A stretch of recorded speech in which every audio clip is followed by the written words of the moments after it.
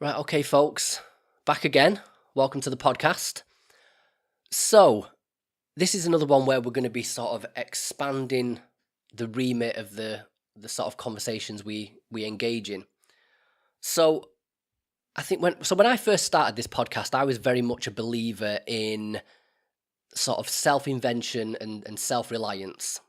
That the idea of the locus of control being very much within the individual. And then I bumped into people like David Smale, interviewed William Epstein and Johan Hari as well. And they sort of changed my mind about this. And it was only after speaking to those people that I started to really appreciate the idea of societal influence on individual psychology. And so I wanted to sort of, we've touched upon various things, but I wanted to keep expanding that out into very much into more broader socio-economic, socio-political issues, and especially as they relate to individual psychology and influence our individual psychology. So that's what we're going to be doing today. Again, today's discussion is going to be an attempt to venture out even further into those issues. And today we're talking about fundamentalism, specifically the fundamentalist mindset. So my guest today is Dr. Charles Strozier. Charles is a professor of history and the founding director of the Centre on Terrorism at John Jay College at the City University of New York. He's a trainer and supervising analyst at the TRISP Foundation in New York and a practicing psychoanalyst in New York City. He's the author of numerous books, including 2 psychological studies of Abraham Lincoln, a book called Until the Fires Stop Burning, which is based on in-depth interviews with World Trade Center disaster survivors, Apocalypse, on the psychology of fundamentalism in America, and the Fundamentalist Mindset, psychological perspectives on religion, violence, and history. Charles, or Chuck, welcome to the podcast. Thank you for joining me. Thank you. Good to be here. I think you've got a noble project because so much of psychology, so many people concerned with psychology, whether they're clinicians or researchers, have trouble going beyond the individual. And all of my work, my life's work, has been to try to think psychologically about much larger historical, social, cultural events. So the topic today is fundamentalism, but it's really the psychology of fundamentalism. That's my project. Yeah, well, I think to an extent, this is going to be sort of an experimental conversation. It's going to be experimental for a couple of reasons. One is that my own personal knowledge set is very much within mental health, depression, anxiety, things like that. Things that I've personally experienced, the reason that I ventured into this podcasting world in the first place. I've got a deep interest in socio-political issues, politics, especially American politics, got a particular fascination for. But I've never managed to I struggle with connecting the two and how the two and the interplay between the two. It's also going to be experimental in that, so you work in the psychoanalytic tradition. Yes. And so the only time I've done an interview where I've been completely out of my depth, despite trying to do research and getting completely lost in the weeds and really needing the person I'm interviewing to sort of carry me through, was when I did an episode called the Beginner's Guide to Psychoanalysis, I think it was, or the Beginner's Guide to Freud. I think it was Beginner's Guide to Psychoanalysis with Elizabeth Lumbeck. And sure, at Harvard, I know her. Yeah, she's brilliant. But I wasn't. And it turned out okay in the end. But so we're going to be it's going to be experimental in that I'm very much starting from scratch in both aspects. I don't understand the interplay of personal psychology and socio-political issues. And I can't get my head around psychoanalysis, Freud, Jung. Those are things that as well that I need to venture into. So I guess a good place to start would be, well, as always, I'm interested in how you got into psychology, why that was of interest, but then, of course, specifically, why fundamentalism became your speciality. Well, I've always been an historian. since I began school practically. But I found particularly in college, I found that when I was at Harvard, I took Eric Erickson's course, the famous, in the early 1960s. And I was intrigued at the idea of thinking psychologically about historical problems. And I really decided, I read a very famous book that he wrote in 1958 called Young Man Luther, which was a psychobiographical study of Martin Luther. And I sort of decided as a senior in college that that's what I wanted to do with my life. And that's what I have. And I'm various paths of training and, getting legitimated and getting degrees and all that kind of stuff and getting a job led me to work with my mentor, Robert J. Lifton, in from the mid '80s on, and we got a big grant from the MacArthur Foundation, and the point of the grant was to study how Americans imagine nuclear threat, which seemed to be far away from fundamentalism, right? This was the point of the study, and we had all kinds of groups, and I had a lot of people I was supervising who were interviewing. But one of the groups that we thought would be interesting to talk to would be people who were fundamentalists, but who were end-time thinkers, and to see through in-depth interviewing, psychological interviewing, the extent to which, if so, the extent to which they connected images of ultimate destruction via nuclear threat, nuclear war, Holocaust, with their end-time thinking about the end of the world. And so I spent in the early 90s, late 80s, early 90s, I spent 5 years going to churches in New York, cut my hair, put on a tie, went to endless services, Tuesday night prayer groups, all kinds of other meetings, and got to know people in 4 different church settings, got to know people to interview them. And it was remarkable the extent to which, this study bridged the end of the Cold War and into the 1990s, but it was remarkable the extent to which people, in fact, made exactly the connection that I suspected they would make, that I didn't know for sure because of not my background, and that is religiously not my background. So it was a new world for me, absolutely fascinating. And that led to a book I wrote in the mid-90s called Apocalypse. You mentioned it, on the psychology of fundamentalism in America. Because the thing that study and that deep immersion in that fundamentalist world, what it made me aware of is there are many descriptors, there are many dimensions of fundamentalism from a psychological point of view, which we can talk about. But the one thing that fundamentalists always are is they're apocalyptic. Whether they're Christians, whether they're Jewish, whether they're Muslims, whether they're Hindus, whether they are some minor branch of major religions, whether they're totally different, fundamentalists are always apocalyptic. And psychologically, that's the most interesting, the most important aspect of what I then later came to call their mindset. Right. Okay. So I guess a good thing to start with actually would be, actually defining fundamentalism. So I think most people would associate this idea of fundamentalism with Christianity and Islam. But what exactly is fundamentalism versus, say, religious extremism? What's distinct about fundamentalism? Well, I think there's sort of two parts to that question. What you said earlier is very important to remember, to recognize that the concept, the term fundamentalism emerged in Christianity in the 19-teens. And they came up with the fundamentals between 1911 and 1918. And it was really a response of Orthodox Christians to the threats posed by Darwin and by Freud and all of the kind of modern secular thinking of the latter half of the 19th century. And they said, look, we have to define for ourselves what we mean by the fundamentals of Christianity. And so that began, that's where the word came from. It was then a very important concept in Christianity.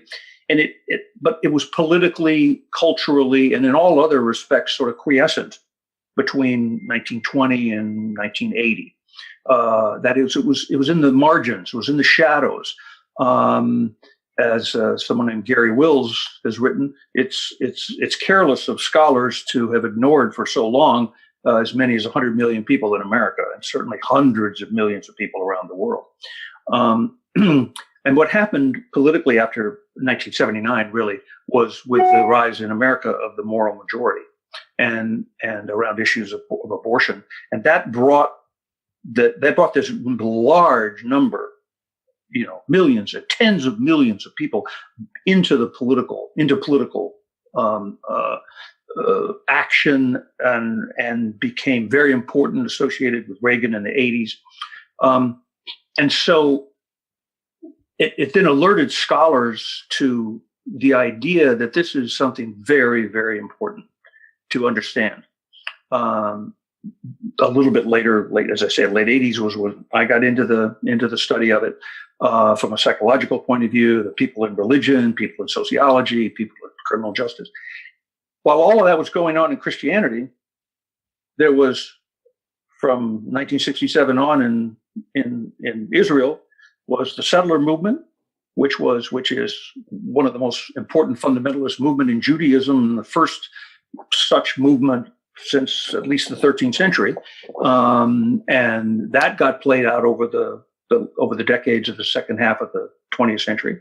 And at the same time, there was the development of Islamism within Islam after Sayyid Qutb and others, and the thinkers who were the background to Osama bin Laden. So you had in the world, there's something going. There's a kind of an epidemic, a global epidemic of fundamentalism, right? And they're influencing other. There's cross fertilization, and yet they're totally separate. Incidentally, that had a tremendous impact on Hindu fundamentalism as well, but that's a sort of another complicated story. So people began to say, your question, what is it? Right? What do we mean by fundamentalist? And what people began to realize, because most of the people studying fundamentalism came basically from within religion, or they came from they were scholars and they were religious types, leaders in their various faiths, or they were sociologists of religion. And that was both the strength but the weakness, because they never could quite come up with categories that would define fundamentalists. If you try to say, for example, that fundamentalists are people who read texts literally, all right, that's often a kind of a thumb or a working definition that most people would say. It gets, how can, read the text. People pick and choose the text. They're very selective in the way they choose to fetishize certain texts over other texts, right? So Christians emphasize, obviously, the New Testament, but not even all the New Testament. There's certain, John is more important, and the book of Revelation is much more important than Matthew 5, which is the Sermon on the Mount. Love thy neighbor as thyself. The book of Revelation is this book of fire and brimstone and suffering and death and violence and destruction.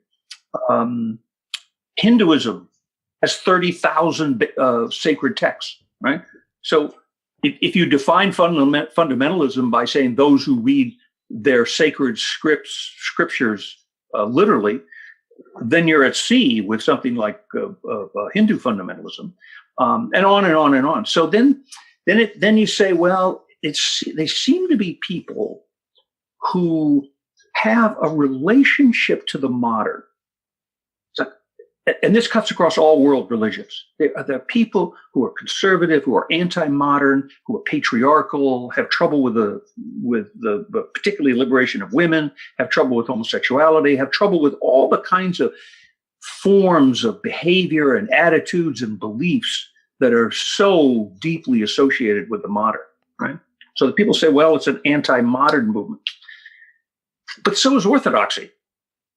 You see, and I think one of the things that began to get clear among people thinking about this problem in the 1990s was they're like Orthodox, whether it's Christian or the Haredi Jews or the Islamist Muslims. It is anti-modern, but it's a peculiar form of anti-modern. They're not the Orthodox, like the Amish in America are Orthodox, but they're not fundamentalists, right? They're trying to lead their life like in the 18th century when they first came over, that existed in Germany at the time, right? They're conservative Orthodox Jews who are not part of the settler movement, are not part of the Haredi. They aren't part of radical. So there's something that is there's something going on in their relationship to the modern that they don't just try to slow things down. They fight back. They try to take over. They try to remake the modern. Now, that often has images of returning to some idealized past. Let's go back to the time when, like the old days, right? The imagined, idealized old days. But it's mythical. It's mythical. But there is this sense, it's a radical. Fundamentalism as it exists in the world now is a radical movement in all major religions, however different it is in some religions from another. I'm much more impressed by what's common in the various forms of fundamentalism. That still begs the question what it is. And I think, as I say, you can list. There was a very famous study done at the University of Chicago, led by Martin Marty, and Martin was a friend of mine. I mean, he came up, very distinguished religious scholar. He came up with 14 characteristics, and he talks about family resemblances. He doesn't talk about, family resemblances between different forms of fundamentalisms in the world. Still, it gets a little slippery, and particularly when you start trying to focus on, sort of attitudes toward women or attitudes toward the modern, it's going to vary a lot. And that's what led me and my colleagues. As I said, I've been working on this in the 1990s, but after 9/11, when I was writing the book you were mentioning, I became intrigued again with the violent potentials in that case in Islamism, and what led. I'm sorry, my dog is making noises. What led? What was the religious and political motivations between someone like Osama bin Laden? So that I was really struck by and disturbed, very disturbed by the violent potentials in fundamentalism, and that led with me and my colleagues. We began a project. I think we started in 2004, and it lasted for about 5 years. And we met in various conferences, and I hosted a 2-year seminar in New York, and we presented papers and talked to each other, and then put together the book that you mentioned. And our point was, the only meaningful way to understand the fundamentalism in the world is to think about it psychologically. When you think about it religiously, even sociologically, it gets muddled because the differences are more striking than the similarities. But when you think about it as a psychological phenomenon, as a mindset, you can identify traits, characteristics, ways of thinking, a mindset that cuts across all examples of fundamentalism. Yeah, well, in one paper that you published, you mentioned that when it comes to fundamentalism, you said there's an allergic avoidance of psychological analysis in most social scientific scholarship. And I'm just wondering why that's the case, because when you think about fundamentalism from the left, from the right, Christianity, Islam, whichever, it's often framed in, well, like I said at the start, socio-political, socio-economic terms. But to me, it's sort of, that perspective denies, to an extent, it denies individual responsibility, because these movements at the end of the day are made up of individuals that that have these beliefs and individuals that commit certain acts in accordance with those beliefs. And before I get too deep into that, I'm just wondering what that is first. If we could deal with that question, why you say there's an allergic avoidance to the psychological aspects of this. Your guess is as good as mine. I mean, people are kind of allergic to the psychological. They feel you're going to stigmatize them. You're going to come up with some deep, dark Freudian, Oedipal, Schmedipal interpretation that's going to make them look bad. And that they feel, I think they sense that any kind of inquiry that's psychologically based risks pathologizing. And I think that's, those fears are not altogether unfounded. And I think particularly when you begin with some of the concerns that I had in thinking about fundamentalism after 9/11, it is not an altogether benign phenomenon. And I'm quite willing to say that. I don't think it's good for America or Europe or the Middle East or elsewhere or India. I don't think it's good that there's this turn toward fundamentalism because it has within it a potential, not always a reality, but it has a potential for violence because of the apocalyptic. What's necessarily wrong with pathologizing something, though, whether that be a movement or a culture itself, or just the individuals that make up that culture? Well, you never want to pathologize a whole culture. I mean, that's facile. But certainly, a movement like this, I think, is can have toxic potentials that are very dangerous for society. And I think people who are within fundamentalist camps, within fundamentalism, experience any outsider view that interprets them as fundamentalists and therefore potentially or actually moving too close toward violence. Those within the movement are going to be very suspicious and very, very hostile. Let me just point out, there is a lot of potential good within fundamentalism. I think it's very important to stress. I'm from the South in America. I have all kinds of family members who are fundamentalists. I just went to a wedding over Christmas in the fundamentalist church in Atlanta, Georgia, and my sister-in-law is a devout fundamentalist. All her family are. So this touches they're good people. They're good, decent people. I don't agree with their belief systems, but they are good, decent people. Even the most extreme Islamists throughout the Middle East run churches, run social services in places like Pakistan and Egypt, but particularly in Pakistan, where the resources of the state are abysmal. Often the social services are run basically by fundamentalists, who on the side sometimes funnel a little of that money off to support a group like, Lashkar-e-Taiba that carries out the attack in Mumbai. So it's and I think you want to appreciate funneling of money to Lashkar-e-Taiba and the horror of the attack on Mumbai in 2007, but also appreciate that they provide social services to needy, believing people in a way that is not provided by the state. Fundamentalist churches run soup kitchens in this country. They do all kinds, carry out a lot of good work. My line is, particularly in Christianity, it's less Muslims. It's a little complicated. They're in a moment of historical crisis, I think. But in America, fundamentalism, that probably pretty much would be the same in Britain. They're good people with a bad theory. It matters that they have a bad theory, but they're good people. Basically, good people are drawn to these movements, and sometimes they can get.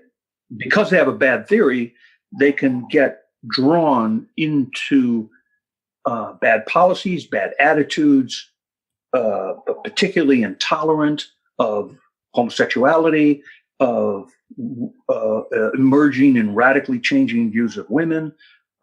Those are some of the implications of some of the bad theory that they have. And ultimately, the worst case is the attraction to violence. Yeah, I think one of the interesting things for me about it, where this intersection of individual psychology with broader social psychology and the political issues, were things like, and we were talking about this idea of pathologization.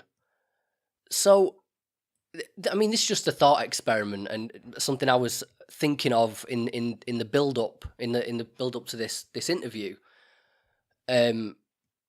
So, for instance, if I came home one day and caught my wife in bed with another guy, and then if I took her out into the back garden and buried her up to her chest and threw bricks at her until Stoned. and yeah, my culture would deem me a psychopath for doing that.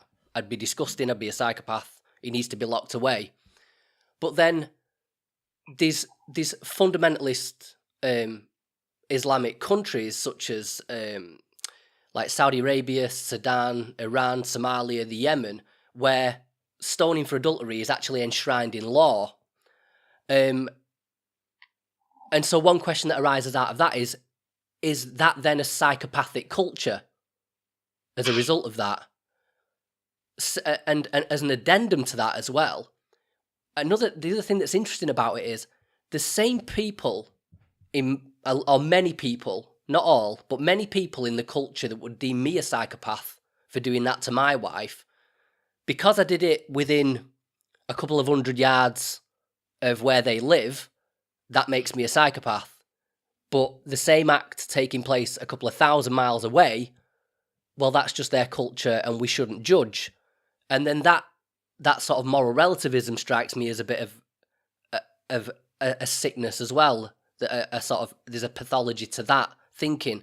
So I'm just wondering what you think of what you make of all that. Well, I think there are going to be all kinds of varieties, particularly of punishment, that are going to be culturally relevant. So I wouldn't want to condemn a culture like Saudi Arabia or Yemen because they're relics of barbaric relics of the past still remain in the present. I mean, I think you could identify that as a barbaric relic that, in 100 years will probably evolve toward something different. You can identify that as a barbaric relic without pathologizing the culture as per se. Sorry, Charles, just let me jump in there, though. But like I've said, the thing I struggle with conceptually there, and I'm not necessarily aiming for this to be the conclusion, but like I say, if I commit that act, I'm a sociopath as an individual, and I'm pathologized, and then it's accepted to pathologize me. But then if there's, a couple of million of me all living together doing the same thing, then why is it then inappropriate to pathologize the collection of individuals? If millions of people do it, it's normalized. If one person does it in a culture where nobody does it, then it would be borderline behavior. In Texas, if you come home, and if a woman comes home and finds her husband's in bed with another woman, she shoots the woman. That's sort of norm. I'm not quite sure. I think if I came home and found that, I'd either shoot both of them, or I'd certainly shoot the man. So these things, they have different ways of manifesting themselves. But the issue, pathologizing is an aspect of clinical thinking that one needs to try to leach out of your analysis when you're looking at historical cultural movements, forces, developments from a psychological point of view. I think it's one of the things you want to try it's a trap you don't want to fall into. Granted that it's not always easy. I mean, take genital cutting. This is really not an issue in this country, but it is an issue in Britain, as I understand it, from various stories. You have a large enough community. I mean, there really is nobody in America. There are no communities of people who do that, therefore it's deemed illegal. But there are large enough communities of people doing it in Britain. So there's tension. There's tension between what the larger norm is, it shouldn't be done, it's barbaric, versus the communities of people who still do that say, leave us alone. This is part of our tradition. So it's an interesting case in terms of your question about, pathologizing. So we've mentioned Christianity, Islam, Hinduism. Is fundamentalism and these sort of these templates to which they sort of adhere in the psychology and the behaviors, is that purely religious fundamentalism, or is there can it be applied to maybe secular fundamentalism as well, or is that just not your area of study? Would be secular fundamentalism? Excellent question. It's always fascinated me. And what allows you conceptually to extend your way of thinking from religion to secular forms of fundamentalism is when you think about it in psychological terms. So the most important secular fundamentalist movement in history is the Nazi movement. This is creating the 1,000-year Reich. This was a millennial movement from the get-go, from 1923, before 1923, and then from the putsch on, when Hitler was in prison in 1926, 27, writing Mein Kampf. The movement was a millennial movement trying to renew the apocalyptic dreams of the Germans to revitalization. The fundamentalist movements are always that. They're millennial, they're apocalyptic, and they're revitalizing. They have a dream of total renewal, absolute and total renewal. And Nazism is also, as I say, is by far the most important fundamentalist secular movement in history. Why more so than the Soviet communism? Soviet communism certainly had, Marx is very millennial, right? I mean, you have the stages of history, and eventually you have the utopia that's created. So I think Marx, the millennial aspect of Marxist thinking was very important. I think there were certainly, in the late 19th and early 20th century, there were important leaders within the movement, and maybe even the Bolshevik Revolution initially. The October Revolution should be seen with having elements of that, but it very quickly, particularly after Lenin's death, it very quickly was taken over by Stalin, and then just became a brutal, authoritarian, crucial movement, without any kind of millennial hopes of renewal. So I think it disintegrated. It lost its fundamentalist character. The Chinese Communist Revolution after 1949, up through Mao, up through the death of Mao, was an example of very powerful fundamentalist secular political movement. Okay, I think what I'd like to do now is move between talking about this. So the fundamentalist mindset, but particularly within how it would manifest within the individual rather than the group collective. Maybe they're interchangeable. I'm not sure. But I'm interested in comparing that, Chuck, with, and this is partly why I brought up this idea of secular fundamentalism, is I think there's and a lot of my listeners already know this. In my early 20s, from being a teenager, I was on the far left, and then my late teens, early 20s, I was a full-on Stalinist communist. Very serious about it. I now class myself as a conservative. I was gonna, if there was any sort of political party I'd align myself with, it would probably be the Republican Party in America, to be honest, rather than the the Tory party in the UK. So I've swung, all the way from left to right, I suppose. Well, not all the way to the right, of course, centre right. But I'm interested to see whether there's any elements of the things that you discuss which I can recognise within myself from my late teens, early 20s, when I live this stuff. I've got the tattoos. There's Lennon. You got the hammer and sickle. Yeah, I've got the hammer and sickle. Yeah, I mean, which is essentially. I mean, if I'm being honest, Chuck. Now, I mean, it's as bad as having a Nazi symbol on you. I think, especially when you're talking about body counts. And I need to get this stuff covered up eventually. I've got Marx there, Che Guevara. I mean, I was really into this stuff. So now I'm interested in the what you've got to say about the aspects of fundamentalism that people take on that translate, like you say. There's a, what was it that Martin said, there was family resemblances. So things that cut across Islam, Christianity, and then maybe something like Soviet communism. Well, I think it's important to distinguish idealism and even millennial hopes, which would have been characteristic, sounds like, of your youth, from apocalyptic thinking. So that the criteria, as you know from reading the book, let me just enumerate them for your listeners.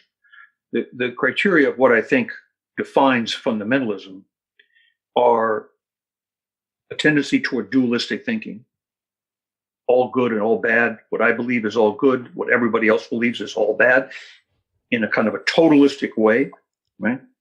And along with that comes a very decided paranoid strain of thinking, paranoid style of thinking.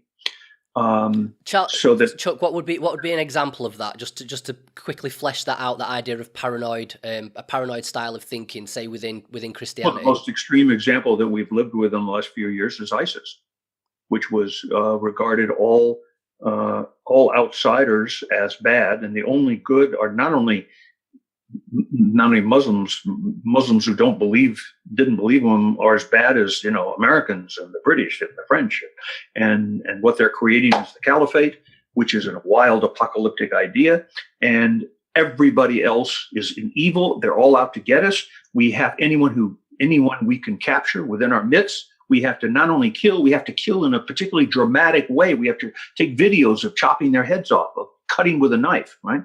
So that would have been the most immediate historical example of what we lived through. An intense fundamentalist movement within Islam, far more radical than Al Qaeda, far more radical than anything that Osama bin Laden, who was his own kind of fundamentalist. So I think that would be certainly that's an extreme example of the kind of thing I'm talking about. Hitler, with Nazism, there's this hope of renewal of a defeated, humiliated Germany after the loss in World War I, and what they create is a movement. And then you got to start another world war because you got to wipe out all your enemies because your enemies are trying to destroy you.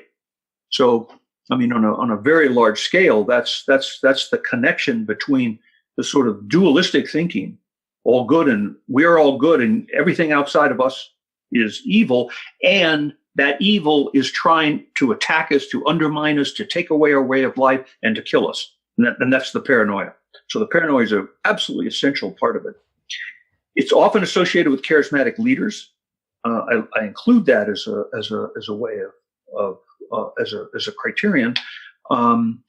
But sometimes there'll be. I mean, it's not unimportant that Nazism has Hitler as its charismatic leader in order to define the movement. But the movements become, social movements of fundamentalist movements, as with the settlers in Israel, can be essentially leaderless. Once they get going, they have a momentum of their own. So I wouldn't be quite as, I'd qualify the idea of the necessity of the charismatic leader. But then the really important, for me, the most interesting and the most subtle dimension or criterion of defining fundamentalism is that apocalypticism. That is, we are near the end. We are the select, and we have an apocalyptic narrative where we have a special obligation to the divine, however we conceive of the divine, in order to play a role in remaking the world, because we're at the end of the world. The more radical fundamentalists see us, sort of 2 days away from the end, and the more moderate, if you can use that term, relative term, fundamentalists would have us be a little bit further from the actual end. Would be the difference between ISIS in creating the caliphate in June of 2014, would be the most extreme recent example of standing at the edge of history. And, the Mahdi is about to reappear. The Messiah is about to come. Extraordinary thinking, right? Versus my relatives in Georgia, and Christian relatives in Georgia who are fundamentalists. They don't think we're standing at the edge of history. But you start talking with them about the book of Revelation, and we are very much at the end of history. So those are the kinds of criteria in defining the fundamentalist mindset that allow you to understand the movements within religion, but also see how they apply to secular movements, and really help you understand an important what is, after all, a kind of a global epidemic right now of fundamentalism. That's a long way from your idealism, your leftist inclinations at 20, and where you've ended up at, call you 40. 36. Right. But to an extent, Chuck, there is that element of the apocalyptic within Marx. This idea of capitalism reaching its logical conclusion to the point where it starts to eat itself, and a lot of the debates that go on within Marxist circles is when the time is right for revolution. Do we? And that was the whole thing with Lenin. Do we have this? Do we have this party that sort of spurs revolution, or do we wait for it to happen spontaneously at a grassroots level? And when we used to talk about it, there was that apocalyptic element, I guess, in that you want to smash capitalism, you want a revolution, and we used to talk that those of us that were on the more radical side of it, that from the Stalinist perspective is anybody that gets in the way of the revolution. And it sounds so pathetic looking back at it, talking about this. We weren't going starting a revolution. We couldn't even be asked getting out of bed to hand out leaflets sometimes, which is the way with a lot of these communists. But, theoretically, we quite like the idea of there being this big revolution where everything just gets torn to shreds. Everything that of capitalism and all the expropriators, they all just get wiped away. And, we're the ones that inherit the earth and build things from scratch. And I'd argue that that's quite, apocalyptic. It's just there's missing the, one of the elements that you write about is the sort of the relationship to the divine. I guess that element is maybe missing in communism. Right. I think you're right. You have to have the revolution, and a lot of people are going to die in the revolution. There is a difference, I think, between utopianism and apocalypticism.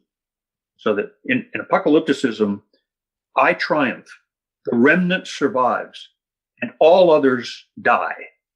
That's why the book of Revelation at the end of the Bible is so important for fundamentalist thinking. And incidentally, their read of that book in the Christian canon has influenced the settler movement and the Haredi movement in Judaism, and influenced all the other forms, not so much the Islamists, but they have their own text. But in that read, there's this idea in chapter 22 of Revelation of the second death. So everyone dies, and then at the final end, when God sits on his throne, he raises everyone from the dead, and those who have saved and those who have accepted Jesus go to the right into the new Jerusalem and the new heaven, and all of everybody else, certainly me, I won't speak for you, but certainly me, we are thrown into the lake of fire where we swim forever. In other words, that's the kind of dualism. Not only does the remnant, those who are believers in the Christian model, Christian story, survive and triumph in the end, but everybody else dies this awful second death, and you live forever, swim forever in the lake of fire. It's very much the same thing, with it's the same, not the same thing. It's analogous to the myth of the end in Islam. It's a little, again, it's only analogous in Judaism, but it's the same idea. Marxism, Marxism is somewhere between apocalypticism and utopianism, because there is the revolution, but after the revolution, basically, utopianism is the benefit for every single person on earth. It's a utopia. It's a universal utopia, as Marx conceived of it, right? Apocalyptic thinking is always carries through this sort of dualism. And not only do the good survive, but the bad have to die. Evil has to be destroyed. Death has to go. That's why the death itself dies at the end of the book of Revelation. It's a very weird. What do you mean death dies? But that's the idea. Evil, death, the punishment of sinners has to be total and absolute in the apocalyptic narrative. Yeah, I guess that's one of the things that sort of characterized those of us that would have been in in right-wing communism, was that, and we always got sort of criticized for this a lot, but we sort of viewed Marx as deluded. The one thing that that we were willing to accept was the idea of the natural inclination towards selfishness that's inherent within every human being, and that this idea of a Marxist utopia where we first establish a proletarian revolution, and then the state will wither away, and then we're all just left in this communist utopia. Right.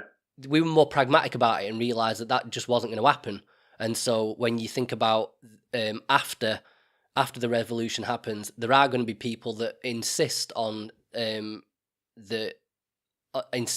to keep capitalism in, and that they're the counter-revolutionaries, and so they are to be dispensed with. And that's, I'd argue that's very much in line with apocalyptic thinking, because it's a recognition of that human propensity towards selfishness, that once the communist state has been established, we know that people aren't going to be accepting of it, and so that those that aren't need to be dispensed with, and that's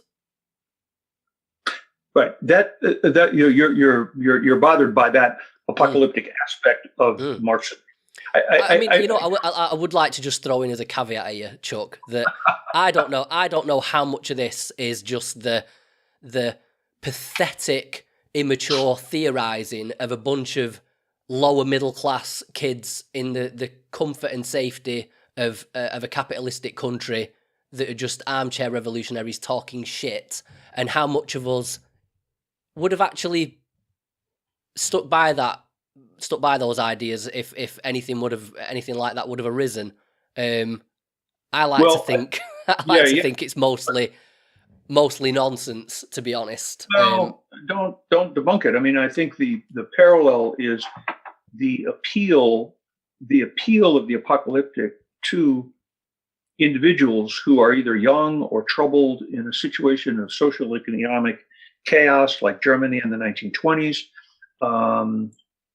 sometimes in political and spiritual crisis, like America in the last 30 years, certainly like Islam in the Middle East. People, and I think idealistic young people are a good niche within that larger category. Because of their idealism, because of their hopes for the future, they're drawn to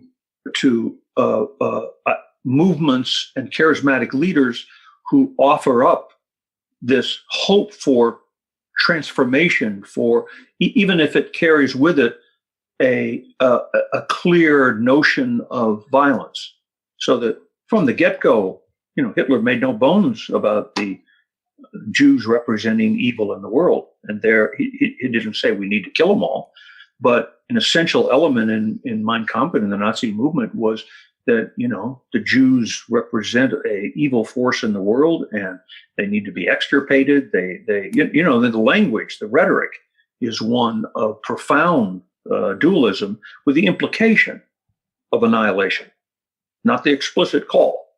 Mein Kampf is not a call for the Holocaust, but it is implicit in the very message because it is built into the movement as apocalyptic. See, I think that's only got some echoes in Marxism. It's not totally not there, but I think it's more echoes. But I think the idealism of youth is what is evoked and taken advantage of and manipulated in situations of social economic crisis to draw people into a movement like ISIS that then becomes unbelievably violent and self-defeating and totally burns itself out.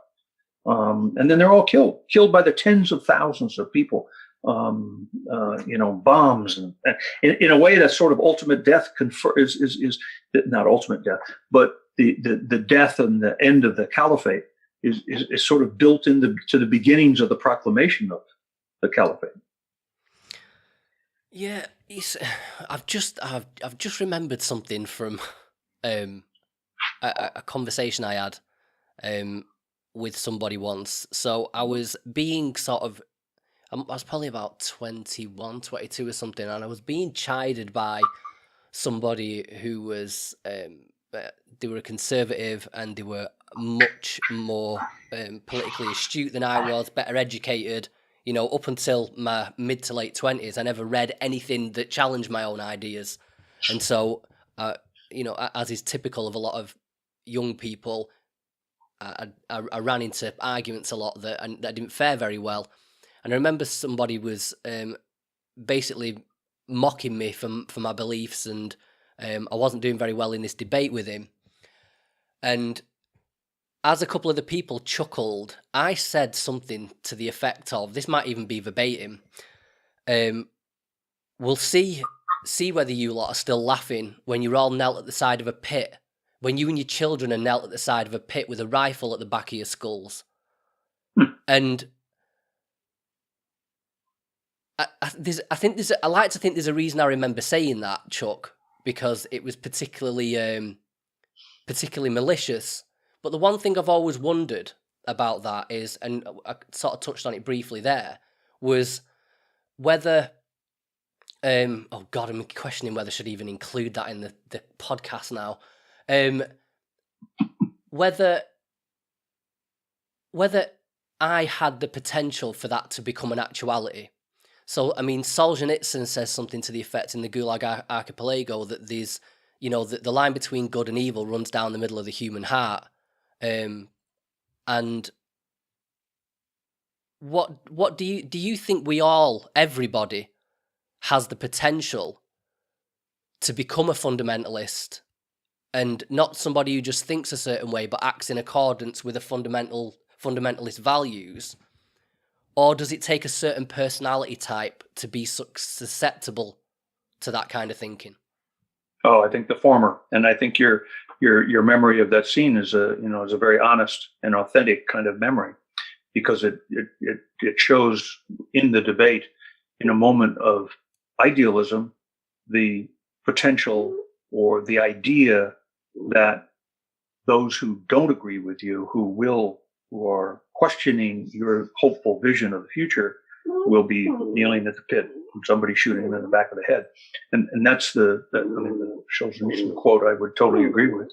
I think we do all have that potential. That doesn't mean the potential for violence has to be realized, but it is a potential given the historical moment, given historical and social crisis that this kind of mindset can be evoked. My colleague Dave Terman, who's a psychoanalyst in Chicago, has talked about the paranoid gestalt. It's a gestalt that's always within humans. It's kind of like fear of snakes. It has evolutionary character to it, and it can be that paranoid gestalt can be evoked in an historical crisis, and then becomes manifest not for people on the margins, but people in the mainstream.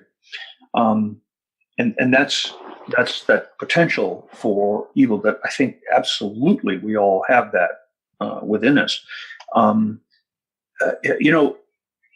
The apocalyptic mindset, the fundamentalist mindset, because it so embraces the apocalyptic, and the apocalyptic is always experienced as hopeful, means you use the word dispense. And I think it's a very important idea because of the dualistic thinking that's so essential to the fundamentalist mindset. What I believe is all good and what others believe is all bad. And because I am threatened by that evil in a cosmic sense, not just in an individual sense. It's not a paranoia as a clinical phenomenon where you imagine the dangers that collectively described. Then, therefore, the evil out there calls forth in me the goal, the purpose, the intention of getting rid of the evil. And that's where quiescent movements can flip over to becoming violent, because not only do I have an obligation, a right, but not only do I have a right, but I have an obligation to name that evil and to try to eliminate it because it's evil. It's not just different opinions. It's not just I believe one thing about homosexuality and they believe something else about homosexuality. I define their beliefs as evil or about capitalism or about whatever. See, and therefore, the ultimate expression of that, the most radical expression of that psychological, psychohistorical way of thinking is that I have the obligation to dispense with them. And it becomes an imperative. It becomes a moral imperative, whether you're talking about the settler movement in Israel, we're talking about Christian fundamentalists or Indians, and their attitude toward, fundamentalist Indians toward Muslims. You have a kind of once you define that other as evil, it then has this moral dimension. Whether it's religious or political or historical, it has a moral dimension to dispense with that other. And in the process of dispensing with the other, I become a savior. So that the Nazi project to get rid of not just some Jews, not just a lot of Jews, but every single Jew was experienced as a moral project because they were cleansing Germany of this of the element, the racial element that was destroying the German, the essence of what Germany was all about. Sort of along those lines. So, I mean, we've just sort of discussed my reaction to what I considered, oppressive elements when I was young, naive, wanting to change the world, wanting to be involved in something, wanting to matter, basically. Wanting to be a part of history. So you were there during 9/11, and so you're a practicing psychoanalyst, live and work in New York. You had a history prior to 9/11 of already studying this stuff. And when 9/11 happened, already, let's say, already been studying this stuff, a grown man. Not the influential teenager that I was. Did that event, because you witnessed that event firsthand? Oh, I was standing on my therapy office is in the village, in Greenwich Village. So I was standing on the sidewalk watching it all happen. Did that shake at an emotional level? Did that sort of shake the foundations of your ability to just look at this issue academically and objectively, did that event happening so close to home, did it bring anything to the surface similar to what I've just been discussing about my experience for you? I think it's important. I was, much older. I mean, I'm 75. So I was already, I mean, that was 19 years ago. So I was in my late 50s when I experienced it. So I'd had a lot of time to evolve and grow and change. 9/11 very seriously affected me. I mean, my wife was caught up in the cloud and she had asthma and literally almost died later, didn't. Thank God. My son went into the Army and later and had some traumatic experiences in the Army, and he went because of 9/11. Right. So, and my students at John Jay College, we lost 68 students. Some of my students from the from 1990s were because they were John Jay College trained. The police and firemen get their higher degrees at John Jay. So, a lot of the firemen, particularly 20% of the firemen who died had been John Jay students. Many of them had been in my courses. People working on the pile after 9/11 were, taking courses for years at John Jay. So, yeah, but and I think maybe this is where understanding, I was older, but where understanding some of the tendency in these moments of crisis, and there's no question that America was in a terrible state of crisis after 9/11. It was such an assault, was traumatic. If any historical event can be regarded as traumatic, that certainly would count. But I was appalled at the violence that it evoked in America, and the flag waving and the calls for war and people talking loosely about dropping nuclear bombs in the Middle East. I mean, the rhetoric was astonishing, but I think it did fit. One reason I felt like as I stood there and watched 9/11 happen, I felt I was born to study this. And I did. I started interviewing, actually, I was the first scholar in the field. I started interviewing the beginning of the second week, even though it took me, for various reasons, it took me longer to write the book than I would have liked. I did see that kind of, that sort of potential. We've got to destroy this evil. And that's how people talked about it, and, within less than a month, October 7th, we were at war. America was at war in Afghanistan. And, and in March of 2003, we were at war in Iraq. And, we haven't yet got out of Afghanistan. And both of these wars together have totally turned the Middle East upside down. But all in this attempt to revenge the evil, stamp out the evil, fight these big wars, violence that comes from that sense of assault, of that paranoid gestalt, as my colleague Dave Terman calls it, a paranoid gestalt that gets evoked in the moment of crisis. One of the things I'm particularly interested in is there's a movement, I think you've written about this, that there's a movement into fundamentalism. So, people tend to start as moderate, and there's something that shifts them into the fundamentalist mindset. And that could be, like we've discussed, certain political events, socio-economic events. And it's easy to see how the macro affects the micro, how the social circumstances going on around an individual can influence them to the degree that they're like, right, I'm getting involved in this. Like this more extreme mindset appeals to me because I need to fix the things going on around me. But what isn't so obvious is how then somebody gets out of that fundamentalist mindset, because there's certainly, I certainly can't see that there'd be the same societal influence in the reverse. It strikes me that it'd be society and political events that might pull an individual into those circumstances, but it'd be more the individual themselves that would pull them out of it. And I'm just wondering what that process is. What's the psychology going on there that makes somebody look around and go, hang on a minute. And obviously I'm speaking from a maybe from a personal perspective as well. I mean, I didn't have any big revelation. My beliefs were sort of chipped away at over the years. But I'm wondering if there's any sort of standard psychological observations about that process. The variety is, of course, virtually infinite, and it depends on like family and culture and experience.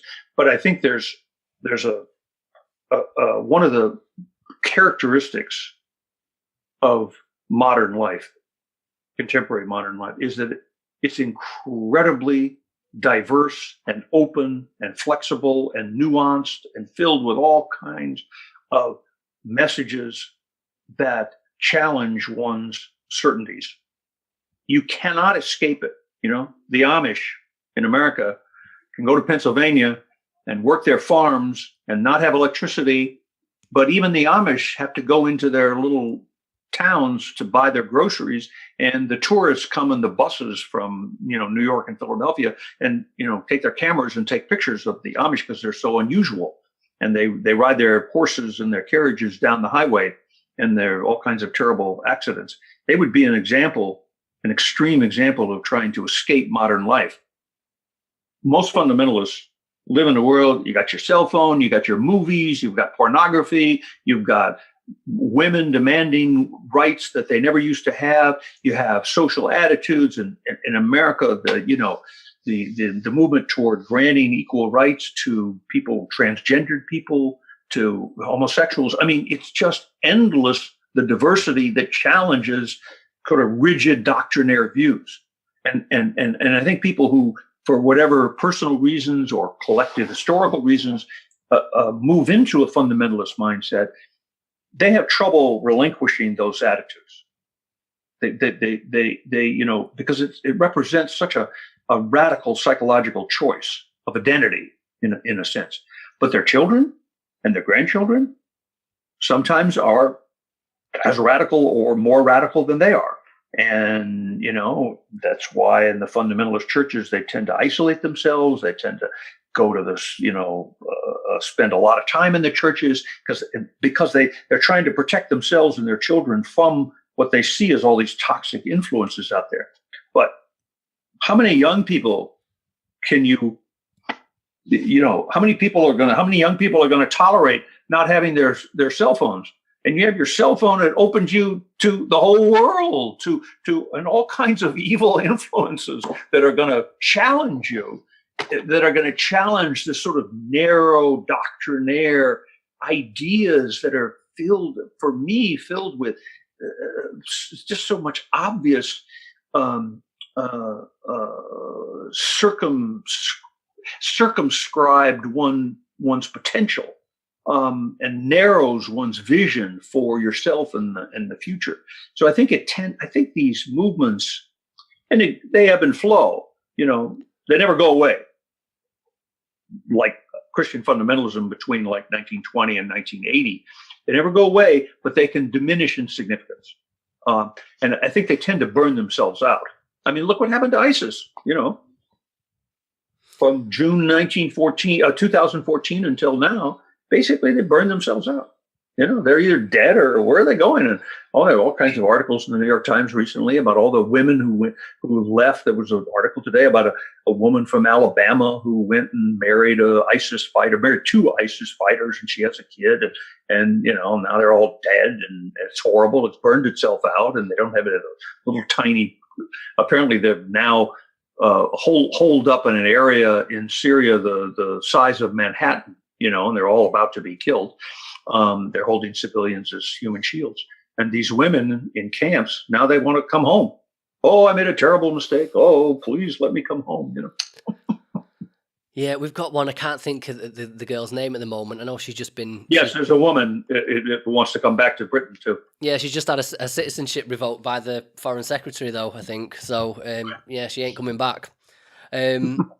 Yeah, well, an interesting thing there, Chuck, is I know that one thing that the Amish do, they have an actual ritual, don't they, where and I think it's compulsory, where the younger members of the community reach a certain age, and then they send them off to go and live in one of the big cities to see whether they the Amish life is the life for them, or whether Yes. they want to go off. And I'm just wondering whether that's whether that makes is that more of a is that a psychological trick, or is that a genuine aspect Well, of remember, the Amish are an example of the Orthodox, not a fundamentalist. yeah. Orthodox try to slow things down. They want to hold. They're not fighting back. They're not a radical. They're not apocalyptic. They're trying to maintain their values that they affirm for themselves, for their children, for their communities. And they don't have a notion. They don't have dualism. They're not paranoid. They don't have any of the kind of characteristics of fundamentalist movements. And you want to make a sharp distinction between orthodoxy and fundamentalism. So, and that's one of their most impressive rituals, is to let their young people, about 20, go off for a year to live. And if they make a decision that they want to live in the modern world, God bless you. We love you. Have a good life. And if you come back into the community, then they want to be sure that you affirm and are willing to accept the compromises that you have to make to live as an Amish in Pennsylvania, in modern America. But that's not fundamentalism. Yeah, well, the interesting thing about that is I believe, I don't know the exact statistics, but I do believe that the majority of young people return to the Amish lifestyle. And also I believe that on the happiness index and these surveys that they perform, that the Amish are amongst the happiest communities in North America, if not the happiest. Listen, are we happy with this stupid little toy? It's endlessly compelling, but it doesn't necessarily make us happy. Yeah, no, you know what, Chuck, I do. I'd like to speak to somebody from the Amish community to actually, discuss a lot of their lifestyle, because it fascinates me. My final question before we jump into the quickfire questions would be for yourself and people that study this. Have you seen any? Well, what are the we discussed early on this idea that the psychology of this needs to be studied in order to better understand it. But what are the practical benefits of doing so? Is there anything tangible that can be taken away or achieved through the psychological study of this? Through the study or the experience of being a fundamentalist? No, through the study of it, through understand. Is there anything that as a result of studying and understanding fundamentalism from a psychological perspective, is there any practical application of it, or is it purely academic? Absolutely. I'm working on a project right now. My current book is on the peace process in Northern Ireland, and I'm working closely with a guy named John Lord Alderdice, who's now he's in the House of Lords, and he's in Oxford, and we're with my Center on Terrorism at City University of New York, and he runs a center for the resolution of intractable conflict at Oxford, and we're at the very beginnings of trying to create a study of violence and peacemaking, and to try to understand what is the nature of fundamentalism and the violence that it engenders, in order to come up with some principles for peacemaking, some psychological principles, there's diplomacy and there's all kinds of things that happen in the world. There are lots of ways of trying to approach the problem, which I respect.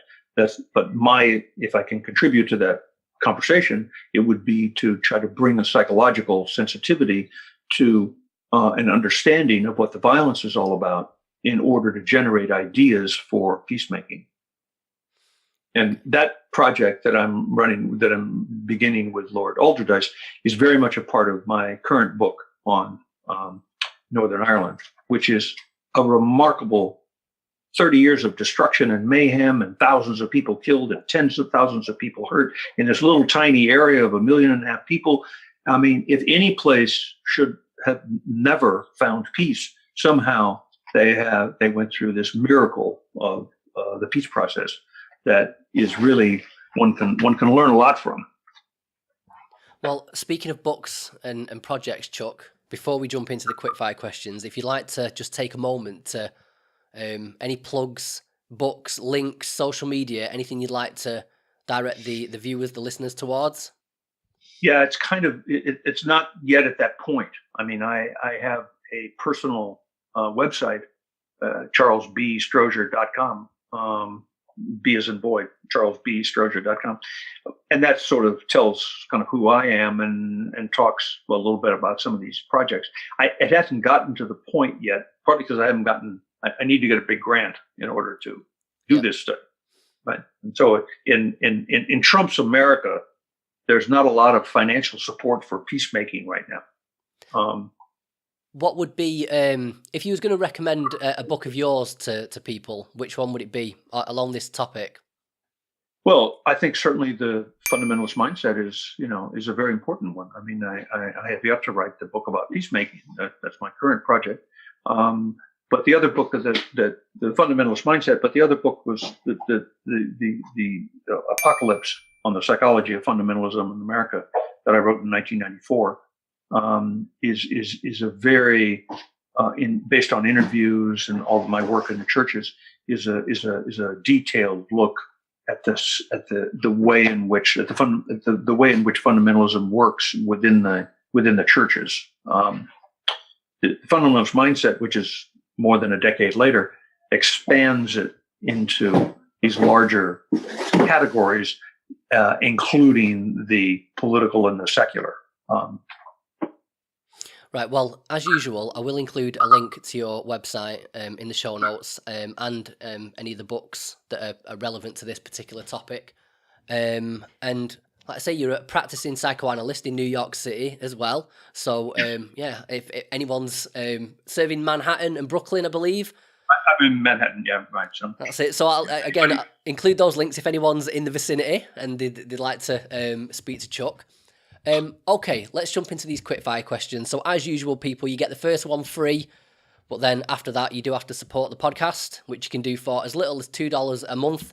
Help me pay these ever-increasing web hosting bills. So just go to patreon.com/Mowie, MOWE. Like I say, $2 a month. I've got extra content on there, these quickfire questions, some blog posts, AMA, Ask Me Anything episodes, and I'm going to be putting more stuff up there as we go along, as the audience grows.